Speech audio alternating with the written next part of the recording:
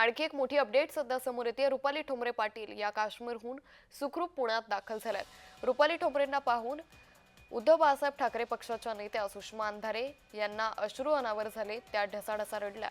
रुपाली ठोंबरेंना बघून संपूर्ण कुटुंब हे भावुक झालं।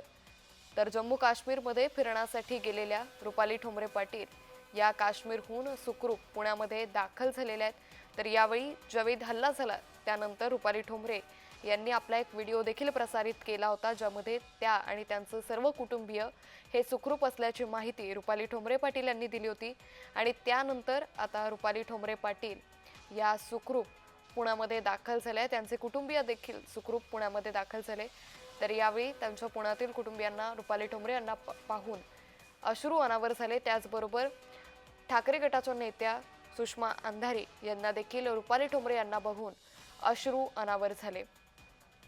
तर काश्मीर खोऱ्यातील हा दहशतवादी हल्ला झाला, ज्यामध्ये महाराष्ट्रातील 6 जणांचा दुर्दैवी मृत्यू झाला। याच दरम्यान या हल्ल्यादरम्यान जम्मू काश्मीरमध्ये पर्यटनासाठी गेलेल्या रुपाली ठोंबरे पाटील या देखील त्यावेळी तिथेच उपस्थित होत्या। मात्र सुदैवानं रुपाली ठोंबरे पाटील त्या आणि त्यांचे कुटुंबीय सुखरूप आहेत। आणि यावेळी या हल्ल्यानंतर रुपाली ठोंबरे पाटील यांनी आपला एक व्हिडिओ प्रसारित करत या संदर्भातली माहिती स्पष्ट केली होती की जो हल्ला झाला त्या दरम्यान त्यांचे कुटुंबीय आणि त्या सुखरूप असल्याची माहिती त्यांनी स्वतः दिली होती। आणि त्यानंतर आता रुपाली ठोंबरे पाटील या सुखरूप पुण्यामध्ये दाखल झाल्याची ही दृश्य सध्या समोर आलेली आहेत। यावेळी त्यांच्या कुटुंबियांना देखील अश्रू अनावर झाले। भावना एकच की भयान होतं। परत येताना महाराष्ट्रातील लोक बरोबर घेऊन आलो, त्यांची सोय करण्यात यश मिळालं हेच समाधान आहे। परंतु हा थरार आयुष्य विसरू शकत नाही।